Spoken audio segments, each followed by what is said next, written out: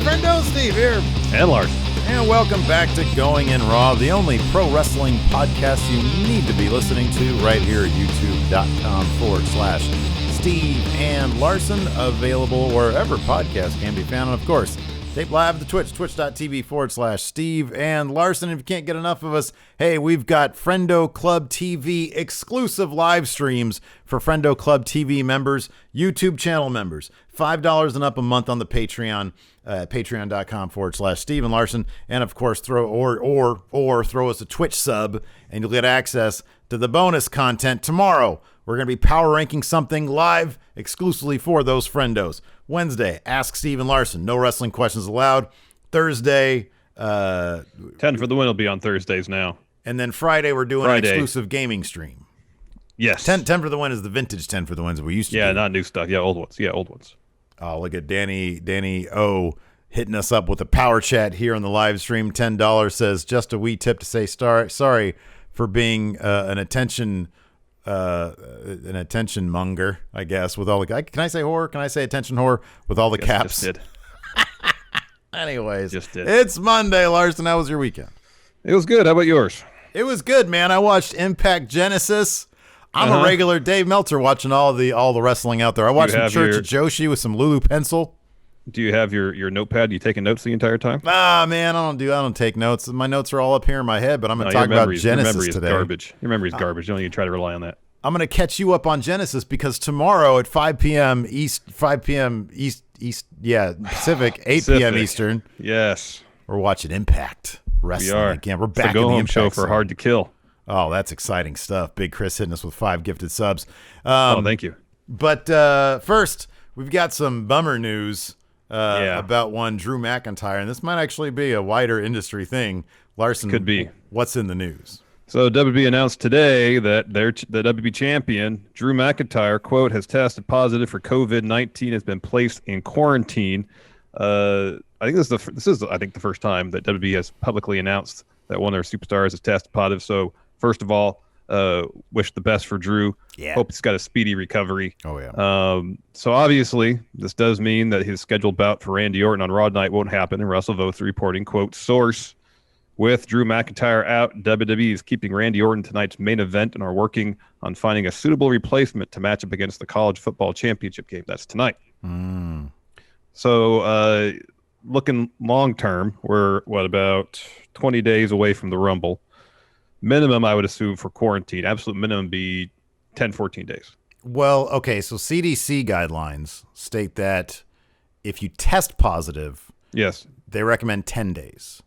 Yeah. If you're near somebody who's had it and you think you might have been in the vicinity, then they bump it up to 14 days. Okay, and that's assuming symptoms have subsided and he's had at least probably one, if not two, negative tests within the span of those 10 days. Assuming that your symptoms die down. The funny thing is they don't say anything about taking an additional test, but I would assume that, at some point between now and the Rumble, after that 10-day period, because you're looking at assuming he got that positive test today, which WWE does not specify, then you're looking at the 21st Rumble, I believe, is on the 20.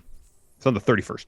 Oh, it's on the 31st? Oh, okay. Yeah. Okay. Yeah, assuming his symptoms don't get worse. Yeah, that's the thing. Assuming he either is asymptomatic or has a mild case. Hopefully that is the case. Yeah. And he can recuperate in time, and in 10 days he can, he's symptom free. Maybe he has a couple positive tests, and it's possible that he can return. I think it's likely that he will if he doesn't have symptoms. So, but yeah, it's sad that we have to mention this.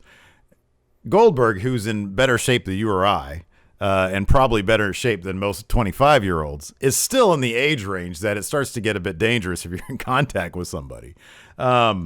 So, that adds a little bit of a wrinkle there. Yeah. Given that his opponent at the Rumble this year is 50 some odd years old. Yeah. Which, we can all question the wisdom of putting that match together. I guess the bigger question is how are they going to build this thing with Drew out 2 of the significant weeks.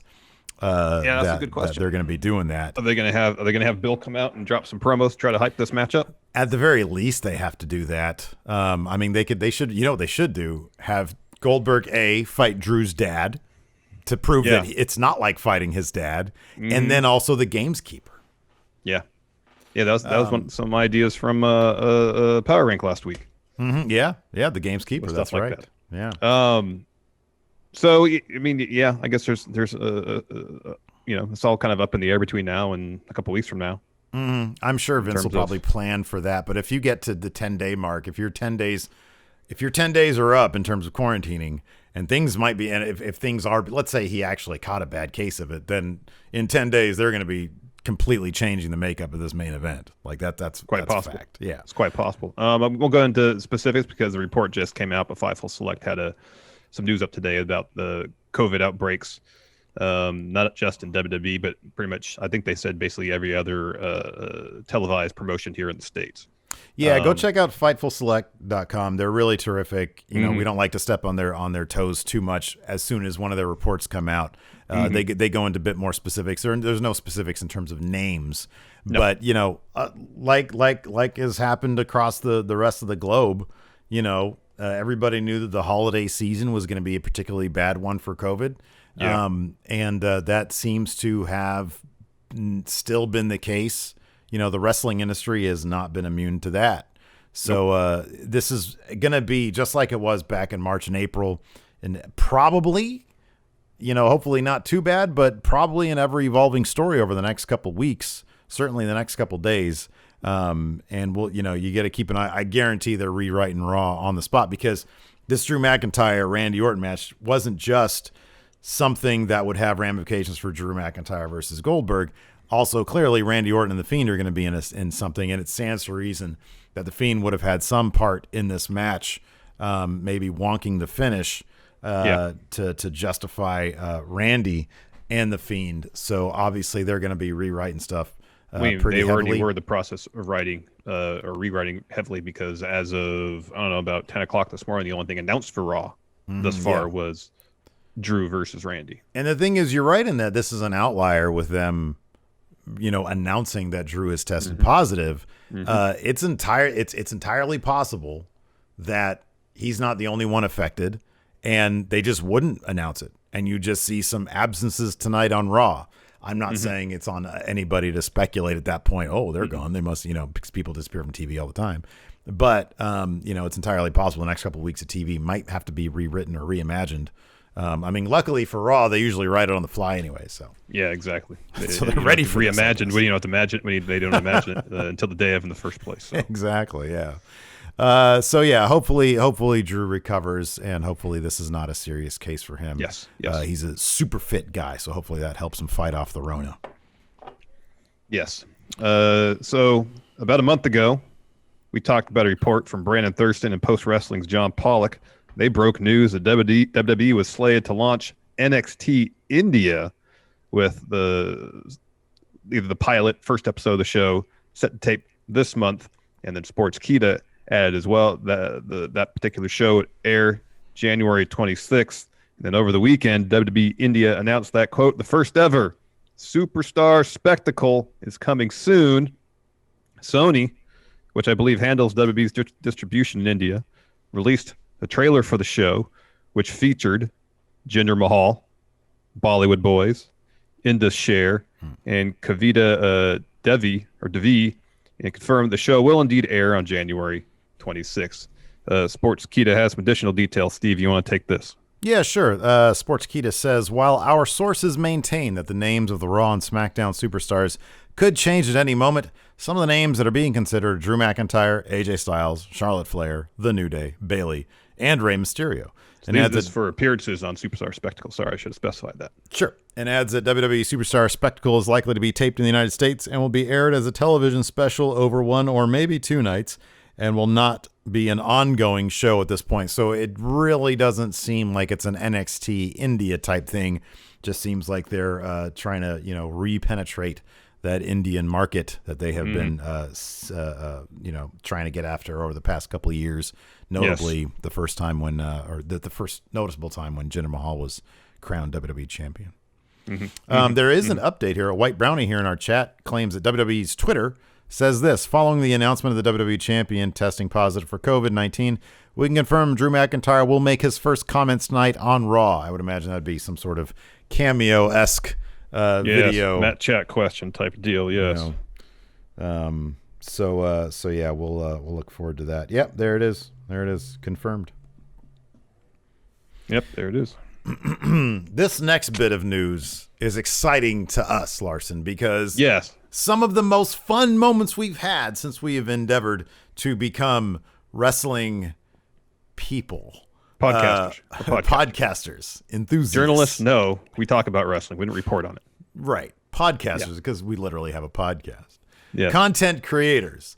Is our time at Starrcast, not to be confused with Starrcade. Starrcast, and ever since the last Starrcast, people have been asking, we've been asking, hey, are we going to get another Starrcast? Well, Conrad Thompson talked about the future of Starrcast during an interview with Nick Hausman on the Wrestling Inc. Daily, and this is what Conrad had to say.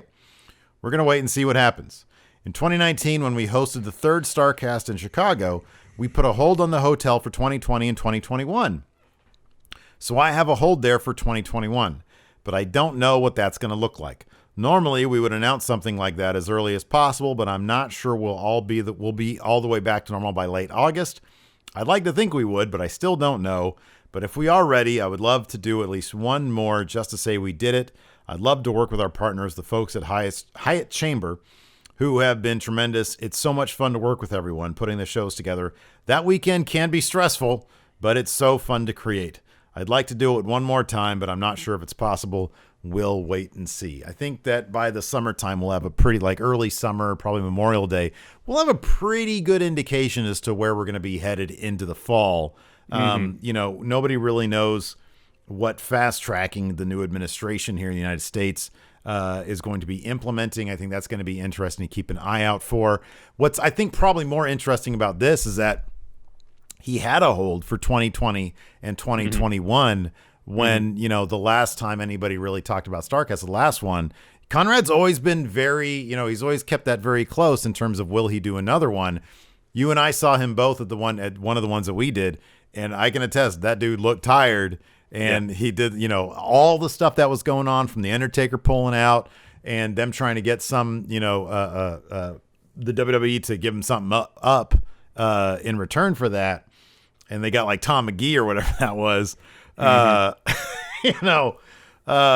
could see how that's a really stressful thing to go through. Oh, definitely. To be there as whether you have a booth or as attendee is an absolute blast. It's the so two much we've fun. gone to. The first one in Chicago was awesome. Oh man. In Vegas, the following spring, awesome as well. Great, absolutely great. Both experiences we've had at Starrcast been absolute delights. It's just such a great atmosphere. I mean, it's just awesome when us, a couple of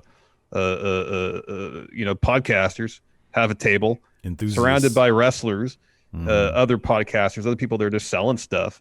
And everybody's just so cool.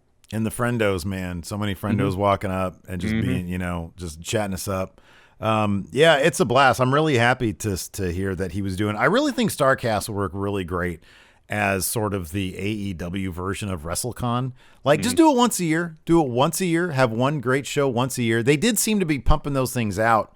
They did the first one and they did the second one. And then I guess were there only 3 at that point? The third one came really close after the second. The one in Chicago, the one in Vegas, and they did one in Baltimore. That's with American flag sting, wasn't it? Yeah, I think so. Which one had RoboCop? The one in Baltimore. Okay. And they did another one after that?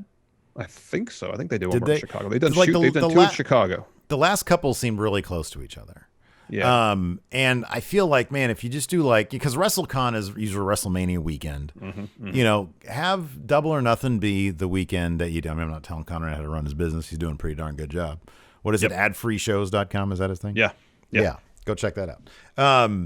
And he's just the nicest guy in the world that you could ever meet. Oh, he's great, man. He's so cool. really terrific. But if you want to maybe ease the stress of doing so many of them, one big Starrcast a year would be killer. I mean, that's what we would do, I think. It's like we do that, and then maybe we'd think about doing WrestleCon too.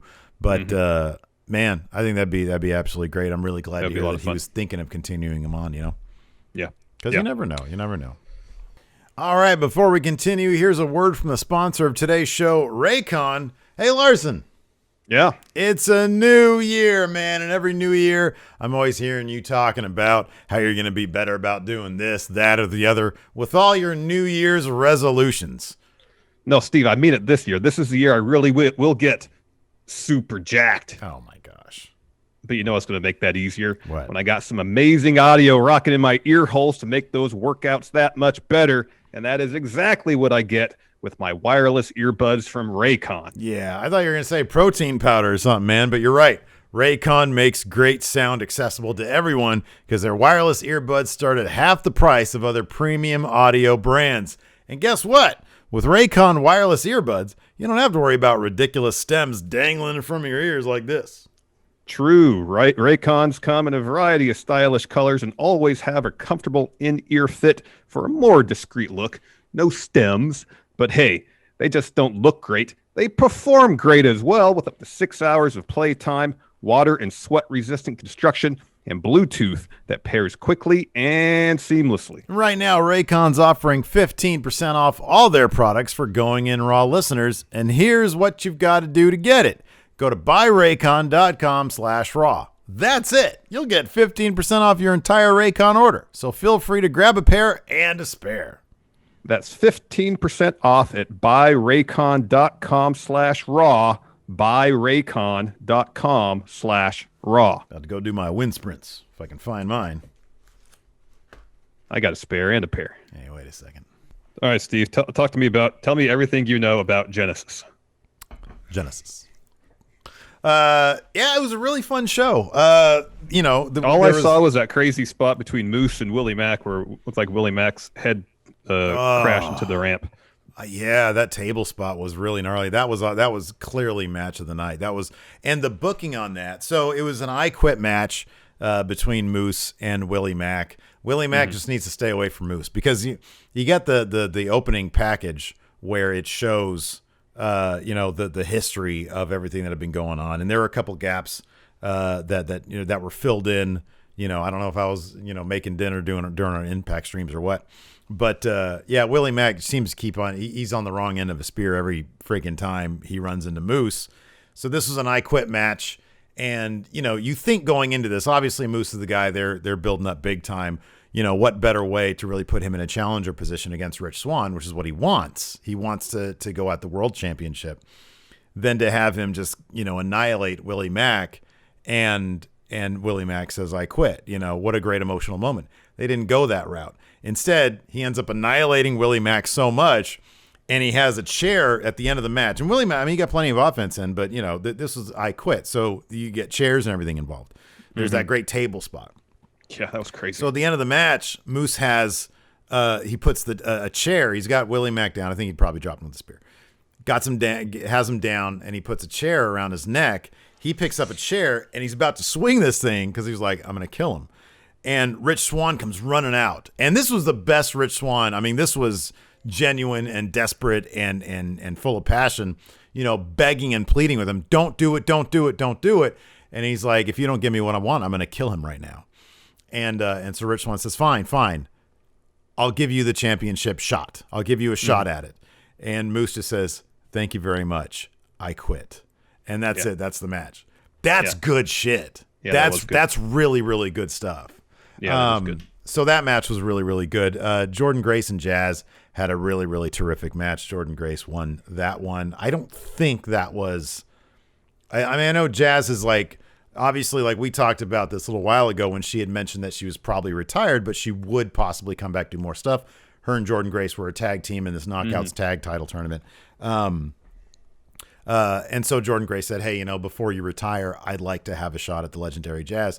Really, really great match. Cool. Jordan Grace ended up winning. I'm sure Jazz will probably have an actual retirement tour or retirement match or something. I don't know. Yeah. And then we had besides that, we just had the Super X Cup. Super X Cup, yes. Which was a lot of fun. Guys that I hadn't really seen wrestle all that much before. We had Cousin Jake in the first round beating Sean Daivari. Daivari's in great shape. I mean, he's only jacked. 31. He got started early. Like, he was in the WWE early. Yeah. He's only like 31 years old. Really? Okay, so I read that on Twitter. I didn't actually confirm that was somebody said that on Twitter. Let me double check this really quick. I feel like he's been around forever. I think he has been. Let's see here. Sean Daivari. He's 36. He's 30. Okay, so he's 36. Okay, somebody said 31. Still. He's in amazing shape. Yeah, he is. He's in amazing shape. Like, he came out there, he was cut. Cousin Jake, this is like the first time I really paid attention to Cousin Jake all that much. He's got a great look, and he's a really fun wrestler. Yeah. Big dude. So he beat Daivari in the first match of the first round. Crazy Steve defeated Trey Lamar, who I'd never really seen before. He was really good. Ace Austin beat Cousin Jake. And then Blake Christian beat Crazy Steve. And then Ace Austin beat Blake Christian. So that was really good stuff, too. Did I miss a Blake Christian match to start things off? I probably did, but it's not here. So, yeah, it was a fun show. One of the highlights also, Madman Fulton was wearing Impact Wrestling Hard to Kill pay-per-view logo shirt. Yeah. So I appreciate that he's a company guy. You know, he's trying to promote the pay-per-view coming up. Didn't wear his own merch shirt. He wore a shirt promoting the upcoming pay-per-view. There you go. So, yeah, good stuff. All right. You watch Being the Elite, yeah? I'm telling you, man, I'm the new Meltzer, okay? I'm watching all wrestling now. You know, there was like the 2 or 3 week span where I was the one watching BTE. Yeah. And now the shoe is on the other foot. You're the official Being the Elite correspondent. Fill me in. I mean, I watched that bit you showed me. I skipped around a little bit. I mentioned this on Friday. I even watched NXT UK last week. Wow. I know, right? Wow. Just can't get enough. Can't get enough. It'll end soon enough. I can't keep up that pace. No, Being the Elite was fun. It was great. It was. I thought it was like 40 minutes long. When you see that, you think to yourself, "Oh, I'm going to skip around a lot." I saw that, and that's exactly what I did. I saw 40 minutes. Like, that's a lot. I mean, you do end up skipping around a little bit, but I thought there was. I don't know if I was just in a mood today, but I was actually really entertained by a lot of the stuff. It opened up. There was a bit with Gallows and Anderson. They're talking about the Too Sweet. And one of the threads throughout the episode was Matt Jackson just telling people that are asking, is Bullet Club back? Like Matt Hardy asked, hey, is Bullet Club back? Yeah. And he's like, well, it's complicated. They both said, well, it's complicated. And, the Gallows and Anderson got them to do the Too Sweet again, even though they're like, we're not technically allowed to do this anymore. Yeah. Gallows admitted to cranking it in the bathroom, which is kind of gross. That I saw that, yes. They had some behind-the-scenes stuff of Nick Jackson's leg injury, which is always interesting stuff to see. To me, that's some of the more interesting stuff is behind the scenes stuff, because you have opponents mixing it up and chatting over stuff in the background. Tony Khan's in the background. That stuff is always interesting. There was a pretty long, but there was some pretty funny stuff in it with the Dark Order and Five's lame New Year's Eve party. Because he was like, "Hey guys, you look like party people. Let's have another party. Didn't you have such a good time? And didn't you have a good time at my New Year's Eve party?" And Silver goes off, "Your party fucking sucks." And so they do like a flashback to it, and they're just like basically at a conference room sitting for like a New Year's Eve party, and then it turns out it was only December 27th, anyways. It was kind of long, and I feel like that's the kind of thing that you probably, if you're gonna do that, if you're gonna have something that long, get a couple cameras. Don't just do the one single shot of like everybody and nobody's really mic'd, so you can't hear half the jokes anyways. Because a lot of the stuff in Being the Elite's really funny, and it's just mics make the difference. They still just need, and I understand. I feel like before, when Being the Elite was before AEW, yeah, it had a much more vloggy feel to it. It was like, hey, this is our road diaries. But with so many great gags and jokes and stuff, you got to get somebody with a boom. It's also it's evolved past just road vlog to, there's storylines and character development. Yeah, exactly. That carries through to Dynamite. I understand they probably want to keep to a certain extent the DIY aesthetic of it that it has been there since it started. But there's a middle ground there. Mm-hmm. Yeah, totally. There's a middle ground. Anyway, sorry, continue. So the Dark Order also have decided to go after Sting, so it'll be interesting if Steve Borden makes an appearance on BTE. There's a lot of Matt Hardy in this episode. It was revealed that the contract that he has with Private Party, he does allow them to do third-party platforms, but he takes 50% of that revenue. Wow. Yeah. And I wonder how much of that, because like a lot of the stuff he was saying felt or sounded very Vince McMahon-ish. And I wonder how much of that might have been aped from Vince. He also sold the Young Bucks on a bigger EVP office because the other one was too small and it was a disaster. But then he sort of screwed them on like giving him the wrong key. That was pretty funny. He also tried to sign Brandon Cutler to a contract, and he suggested in order to do so, he wants to see Brandon Cutler beat Luchasaurus. And so Cutler goes up, and Cutler was pretty funny in this. He went up and he challenged Luchasaurus to a match. And Luchasaurus accepted for Dark. And he's like, you want to do this tomorrow? And Cutler was like, no, we need to build this first. So it was pretty funny. It's hard to repeat. It's a pretty funny bit. Vicky Guerrero and Nyla Rose dressed up like nuns to try to con people out of money, get donations. And then for the BTE title, we had a number one contender game of Flip Cup, which Alex Reynolds won. And that was pretty fun stuff. And again, with that one, they actually cut. It wasn't just an endless game of Uno with no cuts to it. Yeah. So this one was actually pretty speedy. So yeah, I saw a little bit of that too. Decently fun episode of Being the Elite. Cool. My favorite bit though was what I sent you today. Yes. There was a bit with Statlander backstage with like Griff Garrison. And she was going to try to abduct him, and they go off. And then in the background, you see Lance Archer sort of sitting on a table on his phone, and like his legs are sort of kicking like he's a little kid. And he just sort of looks over at in the distance you see him, and he sort of looks over and he has this like, just gentle smile on his face. Yeah. Like, that's a Lance Archer that I want to see on That's what you want Dynamite. To see. No Murder Hawk monster. Friendly Hawk. There you go. That's what I want to see. Let's move on to Raw preview. We just found out what it was. Of course, Drew versus Randy canceled. Drew is going to address the WWE Universe after his diagnosis that he has COVID, and anticipate some sort of Randy Orton match, according to WrestleVotes. I understand that we have some mail, Steve. Yes. Yeah, we got some mail here. This one is I think it's from the UK. It's from Beware the Moon Clothing Company. I don't know who, it doesn't say on the outside like an individual that sent this to us. Yeah. Thought I had some scissors around here. Oh, I do have some scissors.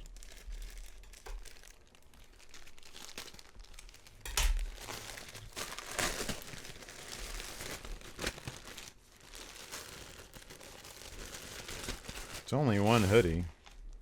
Oh, hoodies are comfortable. Oh, no, there's two t-shirts. Never mind, it's two t-shirts. Oh, okay. What is this?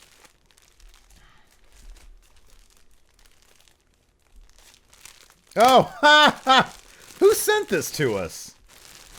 What is it? This is great. So you have a red one and I have a black one, but it's the same thing. Bad Street USA. That's great. That's super cool. That's super cool. I want to see. I don't think there's like a notice in here. So if somebody can let us know who sent this to us. Yes, oh, wait, please. hold on. There's a thing in here. There's a packing slip. Oh, Dylan Haggett. Thank you so much, Dylan. Thank you, Dylan. That's so Thank you, cool. Dylan. That's I love so it. cool. That's so nice of you. Doot. Oh, and then this right here. So this you can start asking the question. This is actually mine. Lacey had this sent to me for Christmas, but I'm going to open it here on the air anyways. Do you know what it is already? Yeah, I know what it is. I had her send it to me. It's a Soundgarden t-shirt. Oh.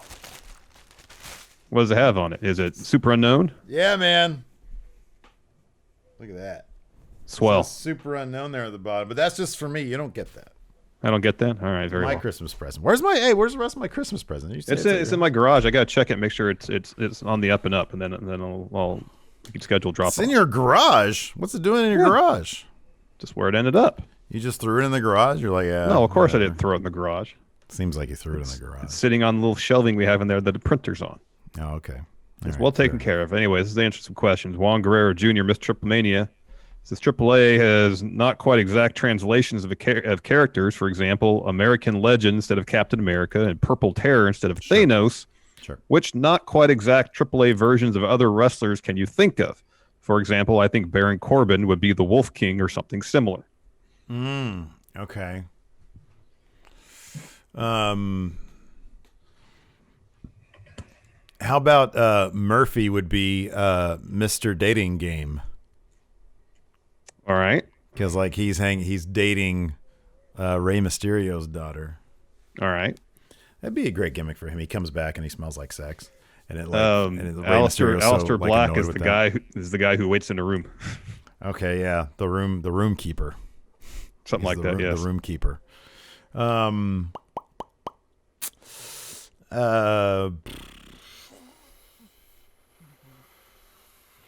Yeah, those are good answers. All right, very well. Dating game and room. Otis is the guy who likes meat.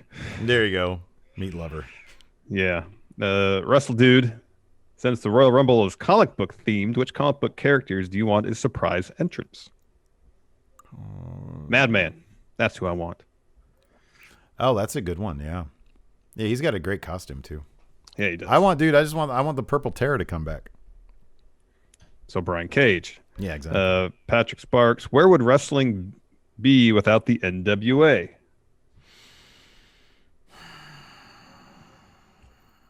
I mean, that's like too big of a question, isn't it? I know. It's like the major unifying body for a vast majority of pro wrestling's history. You know?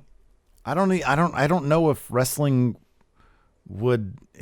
Do you think wrestling would exist? Maybe not at a national level. I mean, what the NWA it definitely started on a territory level, but I mean, like I know. Certain territories did have some national television distribution, but it was kind of the NWA that held everything together, and their champ would go from territory to territory, you know. And they started 48, something like that, around there, yeah. But I mean, they evolved from something, so you would think that there still would have been some sort of evolution, that might have mirrored. I don't know. I mean, there's such a big thing that I don't know if it would have been if their presence is what allowed it to continue to exist in North America. I mean, it was still in Mexico and Japan. Mm-hmm. So, I mean, it still would have evolved. Well, that's what I mean, kind of on a somewhat national level. I understand they weren't national in the sense that WWE would become national, but they were, you know, it stands for National Wrestling Alliance. It was the body that kept pro wrestling together. Without it, maybe, you know, it would have been far more territory based than it already was for maybe longer. Who knows? I don't know. Could have been. I don't know. Could have been. Nick, with Nakamura being booked strong in the gauntlet match this past Friday, who's another wrestler, male or female, who could really shine in a gauntlet match? Sonya Deville. I think she'd be great. She's got the MMA background. Seeing her wear down her opponents, you know, one after another with a variety of pro wrestling and MMA moves and holds, I think that'd be great. I'm going to say Ember Moon. She's like one of my favorite wrestlers to watch these days. Mm-hmm. And like, it's, you know, yeah. Cause dude, she's so she's the most, it's funny. Cause like you think fundamentally sound, you think boring, but like she makes everything look like it's legit, you know, and still dynamic and exciting to watch. So I'm going to say Ember Moon. Good answer. I like this question here from Abhinav. Do you think streaming from your homes has led you to arguing and getting on each other's nerves less? Less, I don't know. In a different way, maybe. Oh, is this all because I didn't pay attention to you on Friday? 100%. I apologize for that. 100%. I don't know. I think it's probably relaxed us a little bit more. Oh, yeah. Because it's nice being here in the comfort of our own homes. Mm-hmm. So yeah, probably. I don't know. Yeah, probably.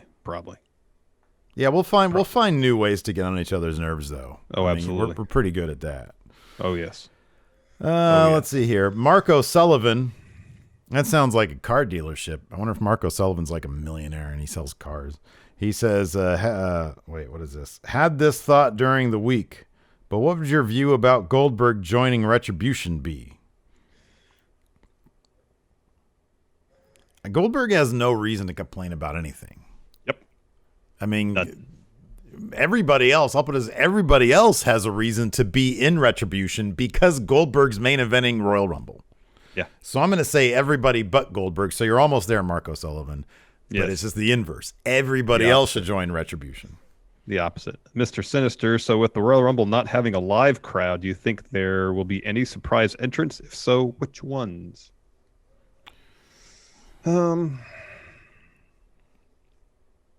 at the time, Vince thought he could have a live crowd at Royal Rumble, even though everybody knew the writing was on the wall in terms of COVID spiking. Do you think there could be any surprise entrants? I think it'd be more interesting this year, given that there isn't going to be a crowd, to mix up the presentation somehow, some way, and give us. Done it a cinematic one, man. I'm telling you, man, you do it out in a barge in international waters, and it's not just to get dumped out of the ring. You got to get dumped into the ocean. Into the drink. That's how you're eliminated. To the drink, yes. Yeah, I agree with that. That's how you do it. That'd be fun. Yeah. Granted, it's January. Imagine even in Florida, it's gonna that Atlantic Ocean is gonna be pretty chilly. And you don't want to be dumping wrestlers over the edge of a barge when you're 15 miles out to sea. I get all that. I have a question for you. Who's gonna be the lowest card person to be in the Rumble this year? Are there going to be, besides R-Truth, are there going to be any other 24/7 division members in the Rumble? Well, maybe Lucha House Party. Yeah, maybe Lucha House Party. Maybe Drew Gulak? Yeah, maybe. You know, COVID, this is meant not as a joke at all and not lightly. COVID might end up giving other people more opportunities again like it did back in March and April. It's going to be kind of interesting if they have to shuffle the decks a little bit.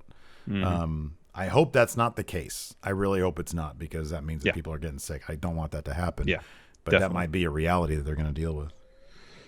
Dalen Dula's got an interesting question. You were recently offered a once-in-a-lifetime chance to purchase a flying llama at an extremely reasonable price, and of course, took it. Unfortunately, this llama has some behavioral issues and pees on the floor as an act of defiance. Oh, Jesus. What wrestler do you ask to help train him? I would not. Number one, I would under no circumstance buy a llama. But this isn't just any old llama. It's a flying llama. Yeah, but what are you going to do? Like, could you imagine how unsturdy that would be? Where are you going to fly him to? The store? I mean, where aren't you going to fly him to? I would not. What do you mean unsturdy? What do you mean by that? No, have you ever ridden a llama?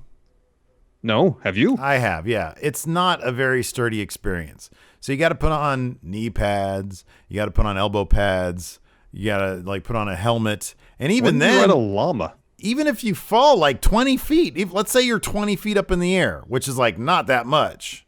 Even if you're 20 feet up in the air flying around on a llama, if you fall 20 feet, you can still mess yourself up pretty good. When did you ride a llama? I've ridden a llama. You have? I'm actually shocked you've never ridden a llama. You've never ridden a llama. Get out of here. You're making When I was a little kid, I did. You can't prove I haven't. Can't prove you did.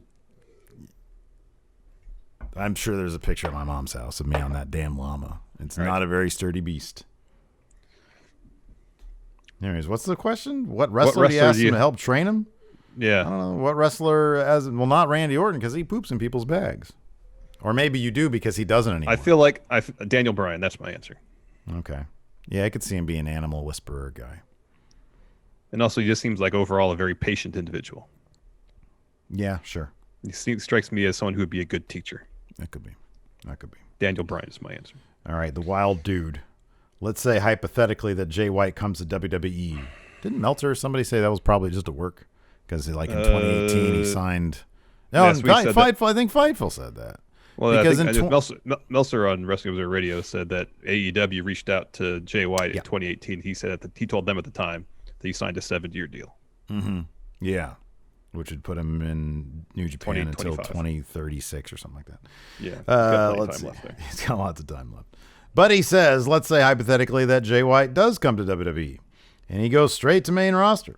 He's unable to participate in the singles division at first and must be in a tag team. Oh, that's totally what they would do.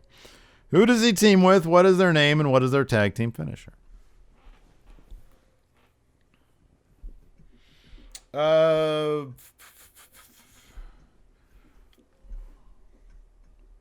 Is there anybody who has like a running type gimmick?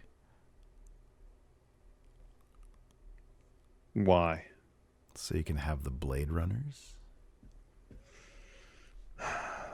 I mean, R-Truth has to run a lot because he's 24/7 champ.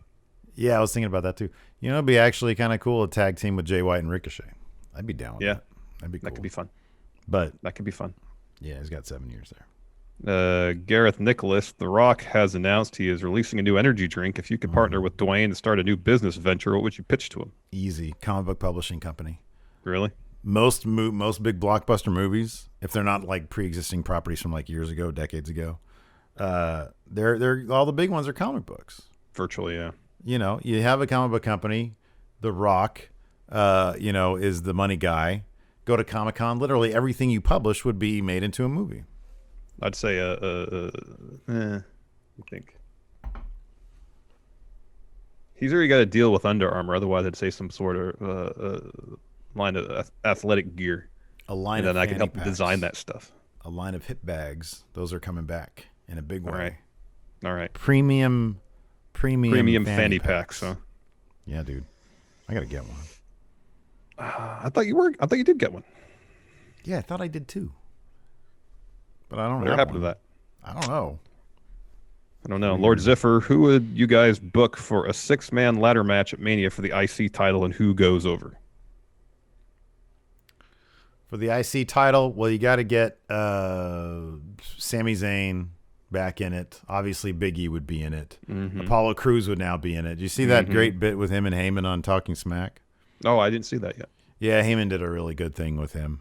I mean, it's a typical Heyman, pumping a guy up, saying you need to be a killer kind of thing. Yeah. You're not here to make friends. You're here to make money, but it's really good.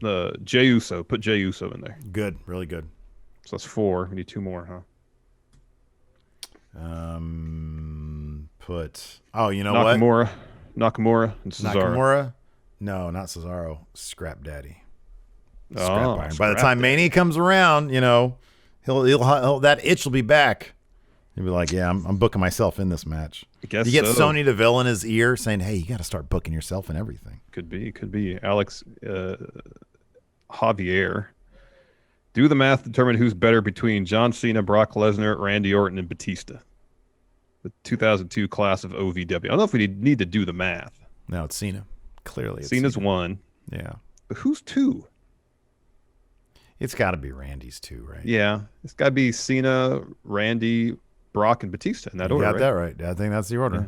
That's the order. Greg Morris is Booker T beating Triple H at Mania is the most common change fans would make to a prior Mania. Can you think of any recent matches that would be the consensus in another 15, 20 years? Goldberg beating The Fiend could be a contender. Yeah, that's high up on the list. Goldberg beating The Fiend is such a weird footnote, though. I mean, it's so much. I think in the COVID era is going to be considered. There's going to be the asterisk of it being stitched together. Like, who really gives a shit? Like The Fiend is fine. He's back. He's good. No harm, no foul, really. Nobody really cares about Braun's title reign because everybody knows it was just sort of a part-time thing to do whatever.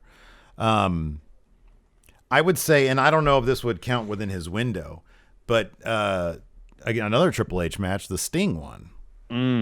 They referenced that on Being the Elite this week, too. Yeah, Sting should have totally won that. 100%. Yeah. Garage Game Day Sports, with as big as the roster currently is, should WWE bring back Royal Rumble qualifying matches? It would give matches higher stakes and could showcase talents not used as often. 100%. Absolutely. 1,000%. Yeah, I agree. I totally on board with that. Anthony Tobias, who should be in Adam Pearce's corner at the Rumble? Sonya Deville. They need to start something there in terms of her influence on him. Saying, hey, you're in over your head with this Roman thing. You need to start approaching your general manageredness a bit more. But really, she's just trying to weasel him out of the job so she can get in, huh? Yeah, exactly. Panda Police Club, who seems to be the favorite to win the Rumble this year, and is it any different from who you want to win the Rumble this year? Oh, so my favorite to win the Rumble is Brock Lesnar. I think You it'd want be. Brock and Bailey to win, correct? Yeah, I want them to win. I think Bailey's going to win. The men, it's probably going to be Daniel Bryan. And I probably do want that. The only problem I have with Daniel Bryan, I'll be honest with you, this sounds weird. I'd prefer the story. I'd never in a million years thought I'd say this.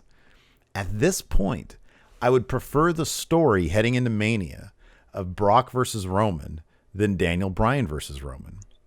Even though I know in both situations, Roman would come out ahead, I just think that Brock and his history with them and this new tribal chief is so much more interesting than Daniel Bryan, who's just a straight up underdog babyface. I will give you a reason why they might not do Brock Roman. Just thought of this today brushing my teeth. Sure. It could be nothing. So the SmackDown ratings are generally pretty consistent in, 2 million or higher, generally speaking. Yeah. Raw's ratings are all over the place and generally pretty crap. If they're going to bring Brock back, I think they'd be more likely to bring Brock back to Raw to get the ratings up. That could very well be. You might be onto something there. That would not shock me at all. Will Combs book an Impact versus AEW Blood and Guts match. Who would be in it? Who would go over? Well, it'd be Kenny, the Young Bucks, and Good Brothers. That'd be one team. Mm-hmm. And then who would fight them? Well, I think Moose would probably have to remove himself from Moose doesn't have any friends. No. He's a lone wolf guy. So wouldn't you have to go with the faces of Motor City Machine Guns, Rich Swann, Eric Young, Confused Cowboy. Yes, you just did it. Good job. Good job. Let's see here. Oh, this is a good question from Mr. Dope. Who is the Roman and who is the Jay of your friendship? And then W.S. Fletcher adds, who is the Paul Heyman? Right now, I'm the Roman. I got all the belts. Oh, get out of here. I got all the champions. I don't think that's not the qualifier for who's the Roman, because I'm certainly not your Jay.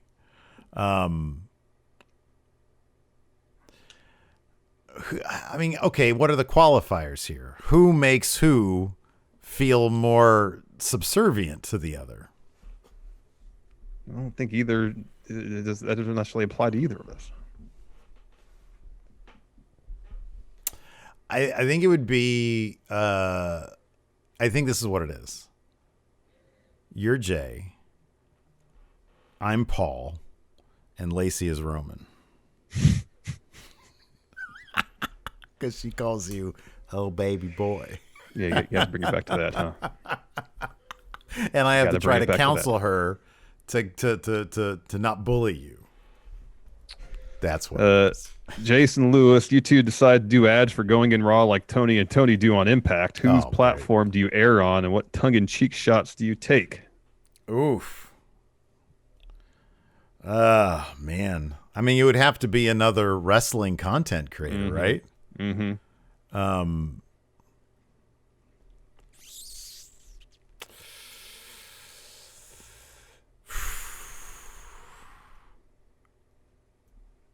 Man, I don't know. We'd have to take good-natured jabs at another channel, but I feel like we're the Impact in this situation. Yeah, I feel like all of our contemporaries would be the ones taking good-natured jabs at us, not being able to get over 200,000 subs. Yeah, because I feel like we're in a decent conversation with the other guys, but I feel like we're kind of. I do feel like we're the lowest of that tier. There's a lot of other wrestling channels that have decent numbers that aren't that don't do as well as we do, but I feel like the top names are pretty far above us as well. You know what I mean? Mm-hmm. Mm-hmm.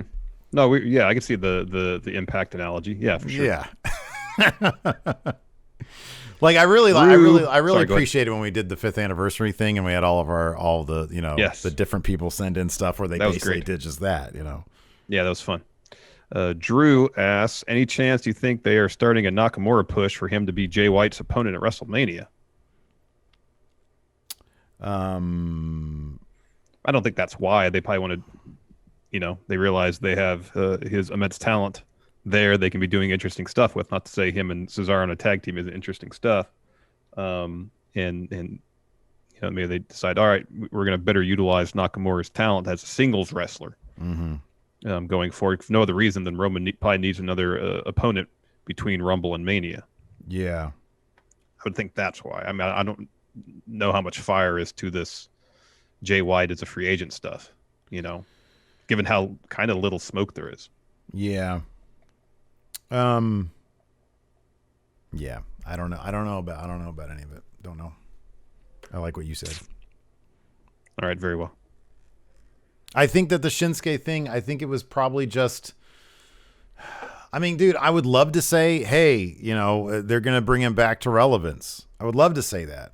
Give me some evidence beyond one episode, because you know how that goes. Like, they'll do something for an episode and then it'll just go back to the or they'll do the thing that I talked about on SmackDown, where Cesaro will come up to him. He'll have some resentments over Shinsuke being in that match. They'll have a match, split up, and then nothing will happen with any of them. Well, Cesaro tweeted Nakamura about that, because I guess as if he, obviously wasn't there or something like that. And it was like, don't do that to my partner or something like that. Oh, what did he say? I didn't see that. What did he say? Here, let me pull that up. Let me find it real quick. It wasn't resentful, though? No. Oh, he just says there's a clip of Roman and Jay beating down. He says, don't mess with my friends. All right. To Roman and Jay. Gotcha. And then he also retweeted. Nakamura's got a match against Jay this Friday. Oh, that's cool.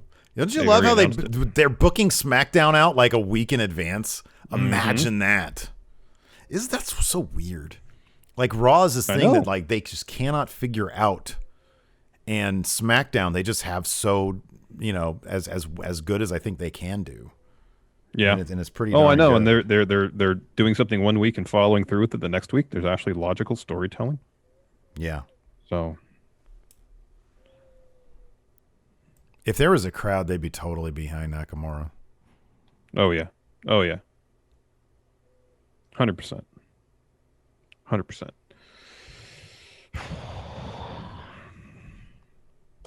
Any more questions? Let's see.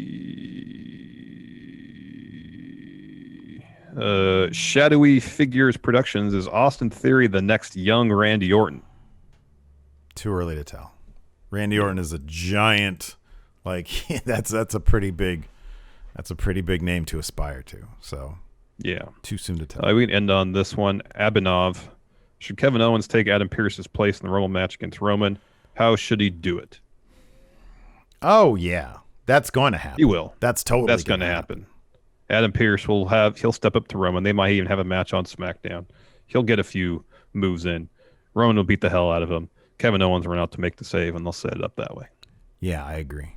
I think that's going to be that's probably as close as what's going to happen. Anyways, thanks everybody for tuning in. We appreciate it. We'll be back tonight with our Raw recap. So join us for that. We'll all suffer together. Thanks for watching. Maybe it'll be a good one. You know what? Here's the thing. Remember about Raw. Here's our very quick Raw preview. When their back's against the wall, when they have to change things on the fly, sometimes it turns out pretty good. Yeah, sometimes. Anyways, thanks everybody for tuning in. Appreciate it. Till next time, we'll talk to you later. Goodbye. Help support Going In Raw today by becoming a Friendo Club TV member. You'll get access to new bonus episodes every week, including Friendo Club Arcade, Live Power Rank, Vintage 10 for the Wins, and Ask Steven Larson. Get access to Friendo Club TV today by becoming a $5 and up patron at patreon.com/Steven Larson, by throwing us a sub at twitch.tv/Steven Larson, or by clicking join at youtube.com/Steven Larson.